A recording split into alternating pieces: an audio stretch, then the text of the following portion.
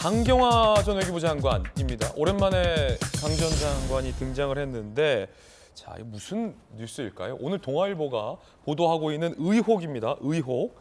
서훈 전 안보실장이 일종의 모종의 은폐 내지 이 사실을 숨기기 위해서 고의적으로 당시 외교부 장관이었던 강경화 전 장관을 회의에 안 부른 거 아니냐라는 의혹이 제기됐습니다. 검찰에 따르면 허위 공문서 작성 등 및 행사 등의 혐의로 구속 기소한 서훈 전 안보실장에 대해서 공소장 내용을 보면 동아일보가 취재해서 보도하고 있는데요.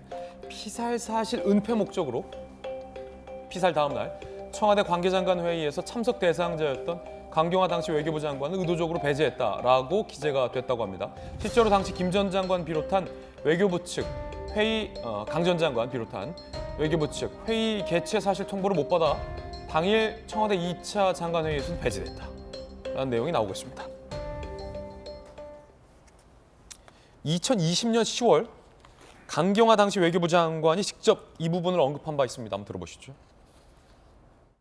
문제가 됐던 9월 23일 날 새벽 1시에 청와대 관계장관회의에 그 회의가 소집된다는 사실을 알고 계셨습니까?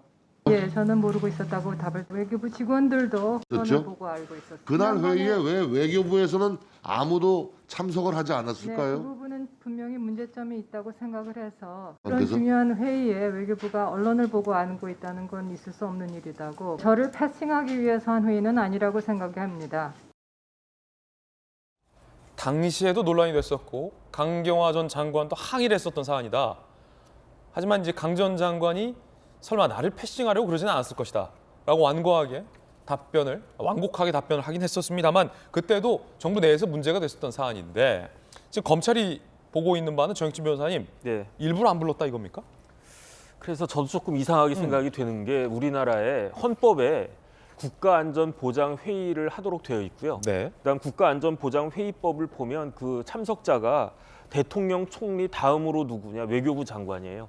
그다음에 통일부 장관, 국방부 장관, 국정원장, 그다음 이제 대통령령으로 정하는 사람 쭉 나와 있는데 그 대표적인 게 그 국가안보실장이죠. 그렇기 때문에 상식적으로 이러한 그 일이 벌어져 가지고 관계장관 회의가 그 있게 되면 외교부 장관이니까 뭐 해외 출장 많았겠죠. 그러니까 그렇게 그 자리에 없는 것이 아닌 이상 그다음에 외교부 장관이 참석을 못하게 되면 차관이라도 대참하게끔 해야 되는 건데 그렇죠. 아니 차관이라도 부르면 되잖아요. 그런데 이게 빠졌단 말이에요. 그래서 제가 왜 이게 빠졌을까 곰곰이 생각을 해봤더니 예. 둘 중에 하나 아닐까. 첫 번째는 혹시 강경화 장관이 인싸가 아니지 않았나 하는 생각이 첫 번째 들고요. 근데 강경화 장관이 누굽니까? 대통령이 제일 그 외교부 장관 그 장수하고 뭐 칭찬하셨던 분이니까 그렇다라고 한다면은 어떤 생각이 드냐면은 강경화 장관은 지켜야 되기 때문에 오히려 안 부른 것이 아닐까? 그런 생각이 들 수도 있죠. 왜냐하면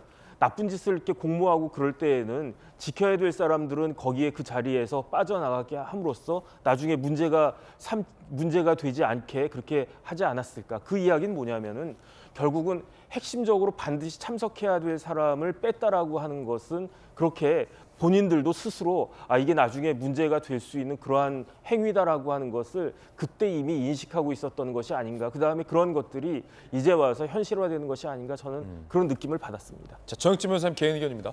왜냐하면 이제 강경화 전 장관은 대통령이 신임하긴 했지만 서훈 전 실장도 굉장히 신임을 했거든요. 그 건과 관련해서 외교부 장관만 안 부른 게 아니라 외교부에도 통보가 안 됐던 회의가 열렸고 외교부 장관이 언론 보고 알았다면 뭔가 심상치는 않습니다. 근데 그때 당시 사실은 외교부 패싱 논란이 이 건 말고도 여러 차례 있어 왔었던 점을 감안한다면 여러 가지 상상이 가능하게 하는 대목일 텐데 자, 일단 검찰은 서해 피살 사건을 숨기기 위해서 외교부를 배제한 거 아니냐라고 의심하고 있는데요. 내용 자세히 살펴보시죠. 국민의힘은 피격 사건 때 외교부는 왕따 당한 수준이다. 정보 공유 못 받아 중국 당국이 협조 요청을 못했다라고 문제 제기하고 있습니다. 검찰은 이번 주 중 강경화 전 장관을 불러 외교부 배제 경위를 조사할 계획이라고 합니다. 자, 그러면 언론인 출신의 김수영 교수께서 보실 때는 왜 안 불렀을까? 왜 안 불렀을까요? 글쎄 그때 이제 왜 도대체 강경화 장관을 안 불렀냐. 뭐 본인이 해외 출장 이후라 자가격리 중이면 뭐 말씀하신 것처럼 차관을 대참시킬 수도 있는 건데 마치 일부러 배제하는 듯이 이렇게 싹 부르지 않고 심지어 외교부 직원들도 뉴스를 통해서 나중에 그런 회의가 있었다는 걸 알게 됐다는 것 자체가 굉장히 문제여서 뭐 강경화 장관이 여자라서 뭐 패싱했냐 뭐 별의별 얘기가 다 있었어요. 근데 그 피격 사건 직후에 강경화 장관이 어느 해외 어떤 회의에서 뭐라고 얘기를 했냐면 직후였는데 이 사건에 대해서 월북했다라는 말을 안 하고 표류했다라는 말을 했었거든요. 그러니까 외국의 오디언스들에게는 이 사건을 월북이라고 단정하지 않았어요. 표류라는 표현을 썼는데 아마도 이 관계장관 회의에 너무 많은 사람들이 들어오게 되면은 그 모든 사람들을 설득하기가 어렵기 때문에 우리끼리 얘기해서 끝낼 수 있는 그 몇 명만 모여서 이걸 그냥 월북으로 하고 이러한 정황이 담긴 것들을 선택적으로 은폐하고 없애자라고 얘기한 것이 아닌가라는 생각이 드는 거죠. 그럼 왜 도대체 이런 것들을 은폐하려 했어야만 했는가? 그 피살 사건 바로 다음 날 이제 문재인 대통령이 유엔에서 종전 선언에 대한 이제 연설을 하게 돼 있었기 때문에 그 모든 짜여져 있는 계획들이 이 피살 사건으로 어그러지는 것이 두려워서 이렇게 은폐를 했어야 되는 것이 아니냐. 이제 이런 이야기들이 악의가 딱 맞다 보니까 물론 수사를 통해서 다 검증을 하고 이게 사실인지를 밝혀야 되겠습니다만은 그런 의혹의 마음이 드는 것들은 사실이죠. 예, 물론 강 장관 한 명 더 불렀다고 뭐 결과가 달라졌을까?라고 봤을 때는 그렇게 크게 달라지지 않았을 것 같다라는 생각 반론도 있을 것 같긴 합니다만 전유기 의원님은 어떻게 보십니까? 뭐 관계장관 회의에서 뭐 강경화 장관을 배제했다 이렇게 보기에는 너무 과도한 의심이 아닐까 저는 그렇게 생각을 합니다. 그리고 여기에서 뭐 차관이라도 왜 안 불렀느냐 이런 뭐 의혹은 있을 수 있습니다만 관계장관 회의에 참석하는 사람들은 일단 기본적으로 비밀 인가가 어느 정도까지 올라가 있는지를 봐야 되는데 장관과 차관의 비밀 인가 내용을 일단 다룰 것이라고 보고 있고 그래서 아마 차관을 부르기는 좀 어렵지 않았나 보고 있을 거고요. 사실 관계장관 회의에서 어떠한 판단을 내리기 위해서는 당연한 근거가 뒷받침되어야 되는데 이 관계장관 회의에서 SI 정보를 모든 것을 보았을 것이란 말이죠.